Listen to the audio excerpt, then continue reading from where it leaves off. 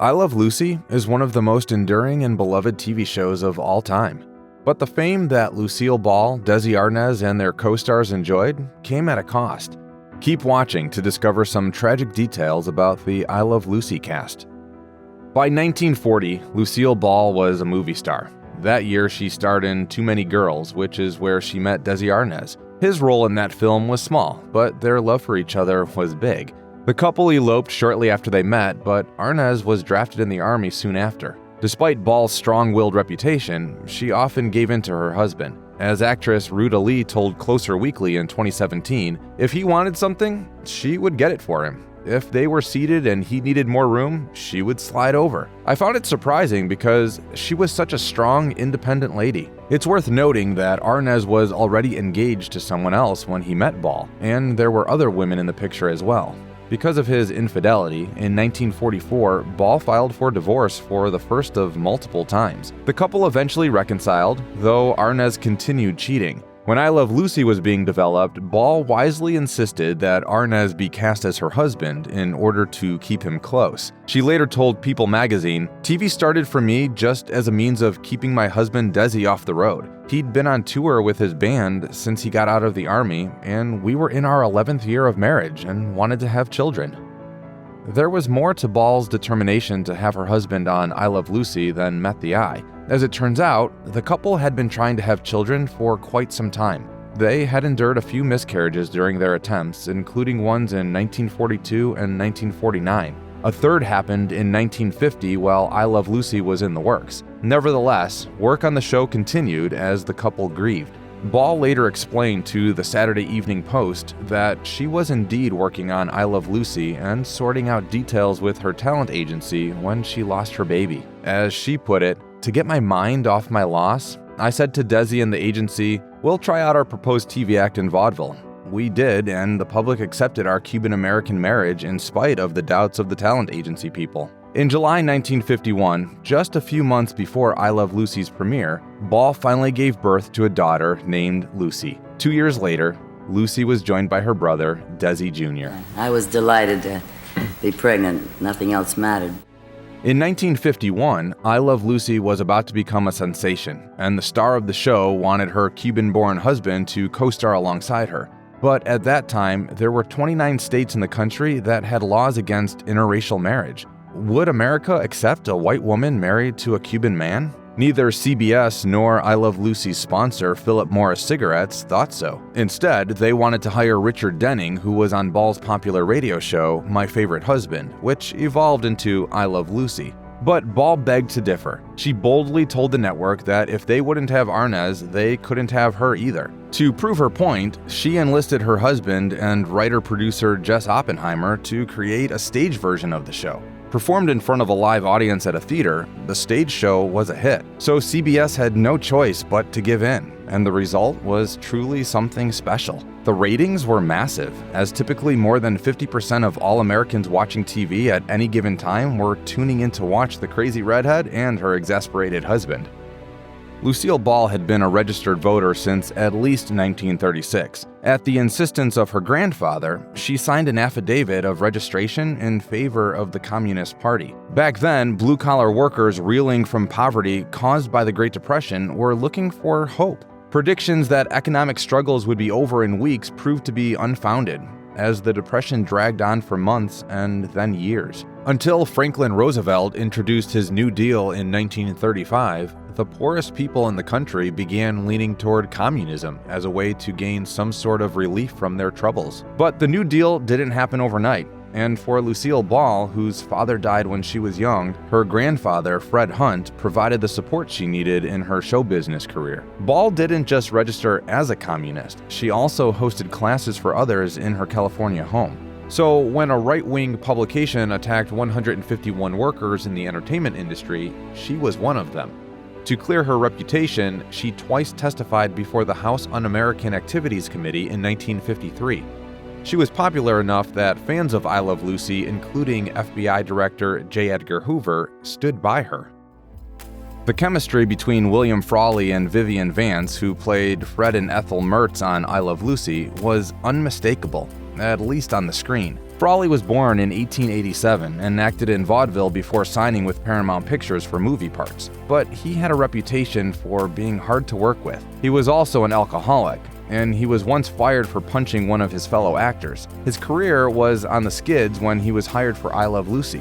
In return for refraining from bad behavior, his contract allowed him to attend the World Series anytime the Yankees played. It seemed like Frawley was content enough, but then he met Vance. She had troubles of her own. She initially didn't get along with Lucille Ball, and she also was aghast to be playing the wife of a man 22 years her senior. Frawley overheard Vance telling Ball and Arnaz that the audience wouldn't believe she was married to such an old man. The relationship was doomed.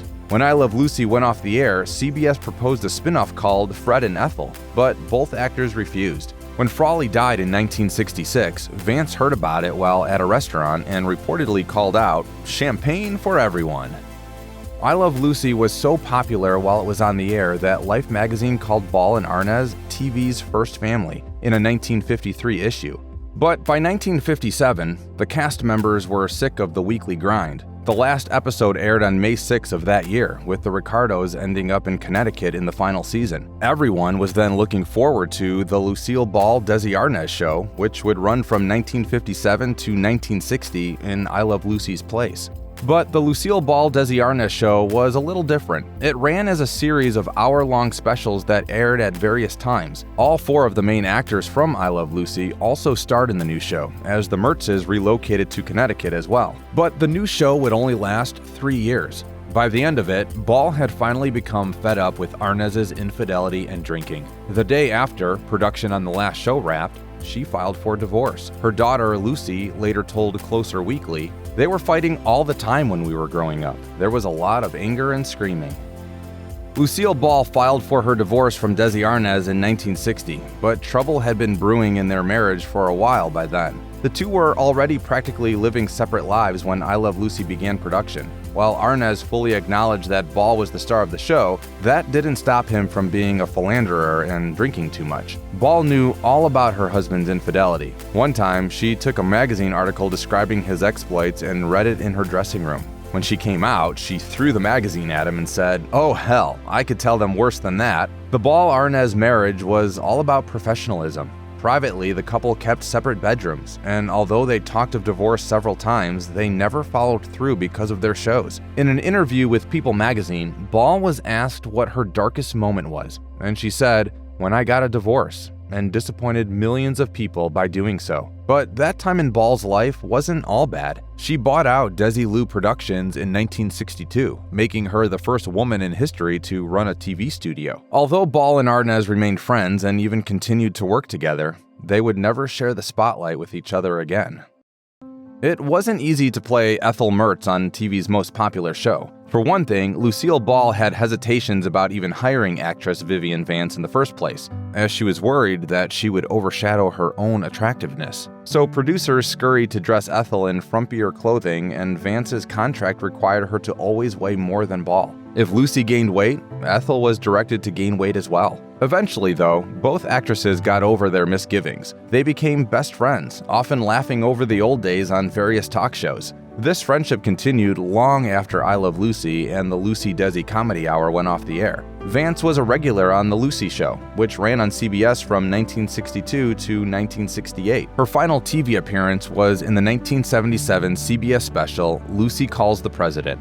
She suffered a stroke later that year and died from bone cancer in 1979. When People magazine asked Ball in 1980 whether she wanted to do another series, she responded, "I wouldn't think of it. Not since my Vivian's gone. We enjoyed it so much, we didn't want to go home at night." Oh, the scrapes Lucy got me into.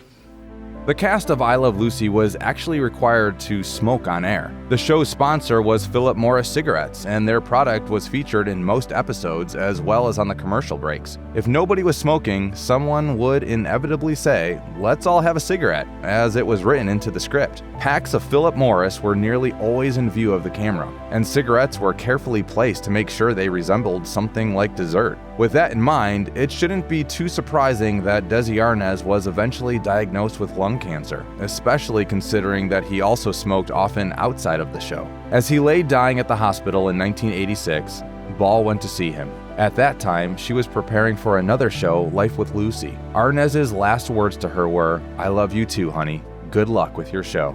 At his funeral, she reportedly wept openly while clasping hands with her second husband, Gary Morton. Before entering the church, she remembered Arnaz by saying, "Just look at the stuff he's done over the years. It's on 3 or 4 times every day. He was a great part of our innovation in this business." Lucille Ball likely found it fitting that she was the last surviving adult cast member of I Love Lucy. But by 1989, at the age of 78, she was tired. She made her last TV appearance that March at the Oscars with her friend Bob Hope. She complained about her wig and commented, "God, I'm so tired of myself." A month later, she gained the strength to join her friend Lee Tannen and spy on a party next door. As Tannen recounted, Lucy was fascinated by the goings-on, commenting on everything and eyeing everybody who, ironically, would have given their eye teeth to meet the crazy redhead on the other side of the wall. Ball never got over her first husband's death, and a few days after the party, she needed emergency heart surgery.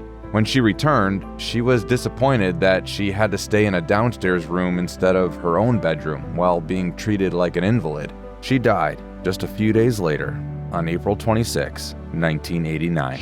Lucy is gone, but she'll always be with us. I love Lucy. Everybody loves Lucy. Check out one of our newest videos right here. Plus, even more grunge videos about your favorite stuff are coming soon. Subscribe to our YouTube channel and hit the bell so you don't miss a single one.